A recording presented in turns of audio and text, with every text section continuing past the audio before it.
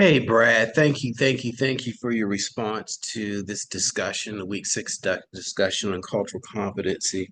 I wanted to respond to some of the things you had posted as it pertains to your reasons for joining this program and your willingness and desire to become more educated, more trained, more informed around cultural competencies as a counselor in training, which is something that we continuously strive to do.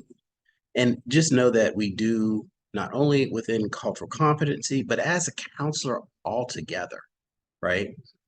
There's never a time where we believe within this space that we've arrived, that there is no other space where we can grow. So that's important to recognize and understand as well. So as we talk about cultural competency, did a great job in highlighting and identifying that uh, part of being culturally competent is understanding the population you're working with, i.e., first responders and military, in that understanding the role that stigma plays in the mental health process, and more specifically, how first responders and military population receive mental health services, right? And stigma is a huge issue, all right? It is a huge issue. It certainly has gotten better, certainly has gotten better, particularly when we were looking at the newer and the younger generation of first responders and military personnel coming in. Many of them are on board with receiving counseling services, having a counselor.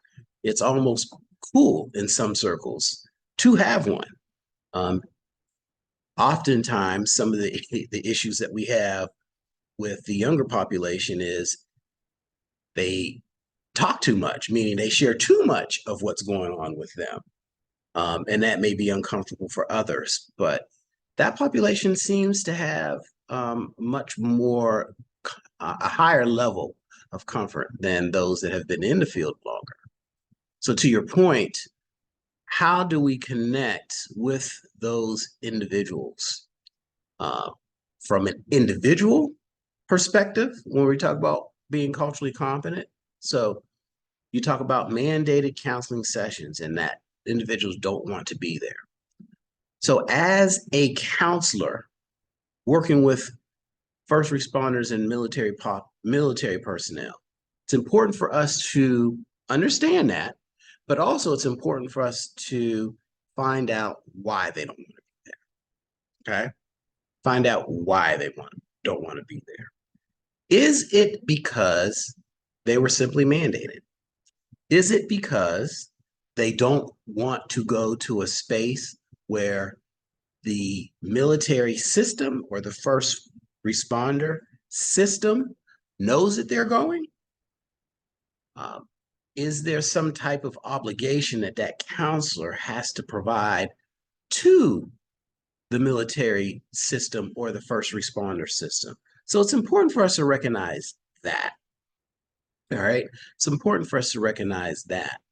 Two, it's important for us to speak to what we like to call the elephant in the room around that piece, that the fact that they're here and they may not want to be here, and recognize and share with them that they recognize that we recognize that that may be uncomfortable, but how do we move forward in this collaborative? So that's on the individual level. I would say on a systems level, all right, systems level, I think it's important for us as counselors because we have a level of privilege in our position as counselors and counselors in training that we can speak to the system to talk about how are we implementing mental health services for these populations. Okay, talk to that system and advocate for different ways of individuals and or families to access mental health services. Does it have to be the way we are actually implementing these services now? Can there be multiple ways of doing it? So, for example, when we talk about the VA, and if anyone's been to the VA, we know the VA has some good things, has some not so good things. All right. For example, I would say that the VA's pharmaceutical and medication protocol services are outstanding. I think they are outstanding. I think they're better than any other hospital-based entity in our country. I really do. However, their patient care, their client care, and how they engage with soldiers is something that could be desired, right? They can do much better in those spaces, all right? So is it at all possible? And we know that the VA cannot service all the veterans, right? We know this. So is it possible for the VA to contract with counselors in the community where they can refer veterans to work with them more on a one-on-one basis, okay? While still receiving pharmaceutical treatments from the VA. Is that possible? Okay. Another example on the first responder military firefighter side, or excuse me, police officer firefighters side.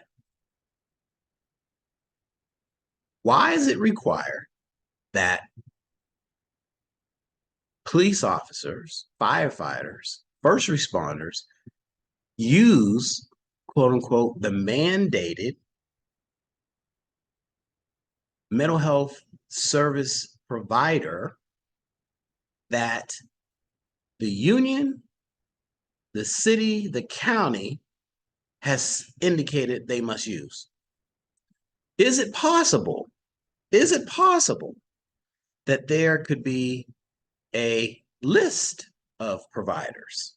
Or is it possible that we use a similar framework that exists for employee assistance program providers? Okay. Is it necessary? Is it necessary for individuals to, or I should say, for those referral systems to have the names of the individuals that have received those services? Can we get a generic list indicating the number of individuals that have used those resources over a given, say, 30-day period? So these are some of the questions that as counselors we can ask, and then we can advocate on behalf of our clients in these spaces to address how we provide these services. And in turn, that impacts the stigma of mental health counseling services, okay? It's important for us to recognize when we talk about stigma that there's levels of stigma within mental health. So for example, know that substance abuse and mental health all fall in the same realm, right? But we appear to have a higher stigma around individuals that are alcoholics, that identify as abusers of particular drugs. And then within that drug realm, if it's heroin or cocaine or crack, there's a difference, right? So that stigma changes. So we need to work on that as well. Mental health is mental health, is mental health, is holistic health, is physical health, okay? And we all need access to services, and we should be pushing that. We should be pushing that on every level in every space. So I just want to share that piece with everyone as well.